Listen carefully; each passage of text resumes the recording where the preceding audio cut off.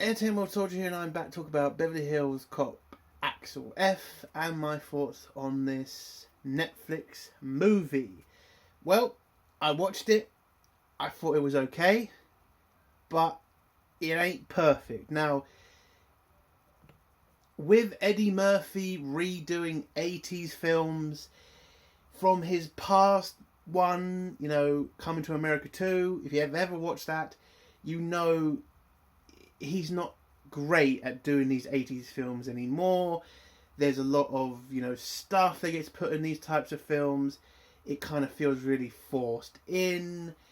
It also destroys, Coming to America 2 really does serious damage to the first Coming to America. I mean, I'm glad that most of the actors and actresses have pretty much distanced themselves from that film because it was god awful. So, hearing about, a Beverly Hills Cop coming back, I was worried we were going to get the same, bullshit. We were going to get the same, woke, reminding you of all the shit police have done. And in a couple of the trailers, you did kind of see scenes like that were going to be put in this film. I can tell you, they've wiped out, I think, a lot of the bad scenes. I did hear about reshoots, and there is none of that in this. I will say they do a lot of respect to Axel Foley in this film. He's, you can tell he's older. You can tell he's, gone through shit. But they don't ever try to say that's a terrible thing. I know, listen, the father-daughter stuff, it's a trope now in Hollywood. A terrible dad, a daughter, all that shit. Is it great in this film? No, it does kind of get on my nerves a bit. I don't need to know about another 80s character who was just a shit father.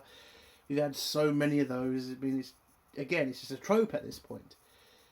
But I think in other areas they show Axel, he's still a great cop. He's still, putting people away. He's still trying to, help Detroit. And he's, it's a good character, and I liked it. But the problems with this movie, and, it's not a problem if you're a big Beverly Hills Cop fan. I'm sure all the member berries that they show you, that they pretty much point to every fucking 10 minutes, I'm sure you'll get excited by that. And again, I love Beverly Hills Cop 1 and 2. The third one's fucking terrible. I wish it didn't exist. But with this film, the member berries kind of started to kind of get overused, ridiculous. Like, they used the song from the chase from the first film, from the first car chase, and they overuse it in this film. And I get it. It's a great song. It reminds you of the first film, and I think that's the problem with this film. Is it's just trying to get you to remember the good Beverly Hill Cop films, and not really trying to get you to focus on this one.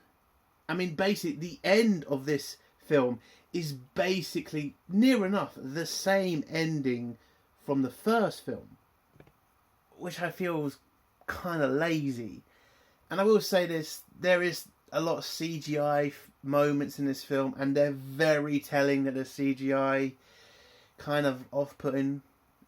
But listen, I like the returning characters. Some of them I wasn't expecting. I was, of course, expecting Surge to come back. Listen, he's a funny character. He's better in the first one. Was he okay in this one? He was okay. He was only in it for a second. Absolutely fine. Love the character. It's pretty funny. Him saying Ackwell. Mind you, the first movie, now that happened. And that's great. But again, I'm trying to watch this film. I don't need to be constantly reminded of the other movies. You didn't need that in the second Beverly Hills Cop. To continuously remind you of the first film. And I just think that's a big problem in this film, is the member berries. Again, the returning cast, great having them back, great seeing how they are. One of them, bloody hell, he got fucking old. Well, I think both of them got old. Taggart, fucking hell, man. I was literally shocked. I've seen him in the trailers, but when you watch him in the movie, fuck, he got really old. And Rosewood, well, Rosewood's, yeah, he's okay as well. He's got old as well. But listen, they both haven't changed. They haven't had anything seriously messed up done to them like they did in fucking Coming to America 2. They were just the same characters, just older blokes. And I like that. We should come on to the whole Axel and his daughter stuff, because there were rumours that there was going to be this sort of takeover by her. Like, she was going to be the focus of the film. He was going to be a background character. Never happens. Never fucking happens. She is in the film. She's not a dumbass. They don't sideline her. She's okay. Like, yeah, I like the relationship between her and her dad, and how Axel's trying to build on it, and he's trying to apologise for being a distant father, and you get the whole trope of she's angry with him for leaving her, or getting divorced from the mother and staying in Detroit while she lived in Beverly Hills. That's all good, okay. You get the storyline, you get what's going to happen at the end. And yeah, it's a good story. It is. And there is no attempt. Listen, there's one scene where Axel's trying to pretend to be a fire marshal, and this guy in charge of the bar, or this, building, what the fuck ever it's called. Axel's trying to do his, what he usually does, pretends to be somebody else to fool the guy to let him in. It's not really working, so his daughter comes in and just does it better. Now, does that show Axel Foley up? No, it's just she can do it better because she's a lawyer and she knows more to kind of bullshit her way through this. And that's not, putting Axel down. That's, they have a joke about it in the film, and I thought it was a good scene between them. So yeah, she doesn't steal focus. She's not a Mary Sue. She's not the main focus of the film. She's there, she's a prominent character, but there's no takeover here.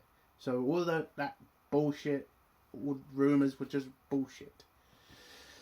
I would say that the bad guy played by Kevin Bacon, he was okay.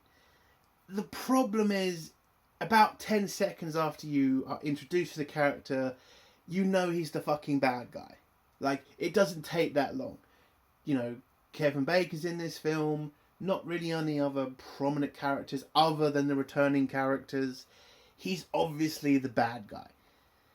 And I know some people are going to say, well, we knew who the bad guy was in the first movie. We knew who the bad guy was in the second movie. I get that. But, I don't know. I would have liked a bit more of a mystery. I would have liked, maybe it's not this guy. Maybe it's another guy. That would have felt better to me. Maybe I'm a bit wrong, but who cares? So, yeah, listen, Kevin Bacon, he did okay. He's a bad character, he's a bad guy character, he's good at it, solid through and through. So, let's get to Eddie Murphy and how he plays Axel Foley. Not changed a bit. He's the same character. They haven't tried. They did try to have this kind of woke scene at the beginning, but it was a joke. So if anybody says this is woke because of that one scene, it was a joke. Axel was playing into the character. There's nothing here. They haven't done any major damage to the character. Yes, they did do the whole bad father thing with him, but I think if you watch till the end, it works out. Okay, he makes up with his daughter. She forgives him. Axel gets shot to save his daughter. It's fine. Do I like the trope of bad dad? No, I think they've done it way too much now, and they need to stop. But does it really affect this movie? No, I think it gives it a lot more. It gives it a lot more strength to me. Axel trying to make up his daughter, and his daughter pushing him away, and him having to work hard to, save her. I think that's great. So, again, I'll give it to Eddie Murphy. I was worried about this film. I had a suspicion that this was going to be some sort of, dig at the police, and it was going to be like some, political bullshit. But no, it's just a solid film. It's 100 times better than Beverly Hills Cop 3, because that was dog shit, and in the film they do make a little dig at Beverly Hills Cop 3, which I liked. But yeah, this film, it's a good film. The member berries could have, they could have tried to not put in so many. I mean, you blatantly had a fucking, like from the second Beverly Hills Cop film, you had a police car crash with a bunch of police cars crashing into each other from a truck. That's obviously from Beverly Hills Cop 2. And then the final scene, which was basically in this weird, not weird, but this Beverly Hills house that looked very familiar to the one from the first movie. And it was the same basic kind of premise. Woman captured by the bad guy, Axel having to run in there and save her. And whilst, Taggart and Rosewood were outside shooting bad guys. You even got a scene where Rosewood jumps up and says, "Put down your weapons." I mean, that's how fucking much they were copying. But all in all, it's a solid film. It's an enjoyable film. If you're a Beverly Hills Cop fan, you will love this. And if you're new to this movie, franchise, I hope it's not a franchise. Please don't make any more. I'm sure you'll enjoy it for what it is. It's a fun, action-packed cop film. And that's all I really want nowadays. I don't need there to be some massive story. I don't need there to be some world-ending event. A cop is trying to save his daughter whilst trying to stop bent cops. That's completely okay with me. And that's basically what this film was. It's a solid film. It's an 8 out of 10 from me. If you haven't watched this film, give it a chance. It's on Netflix. If you've got a Netflix account, just put it on. And I think you'll enjoy it. And I think if they put this in the cinemas, it might have done alright. Not saying it'll blow away, the competition. But I think it would have done alright. And yeah, that's my review of Beverly Hills Cop. So if you like this review, give it a like. If you dislike this review, give it a dislike. And if you like my content, do think of subscribing. And if you've got a comment, leave below and I'll try to get back to you. Entertain World Soldier. Bye.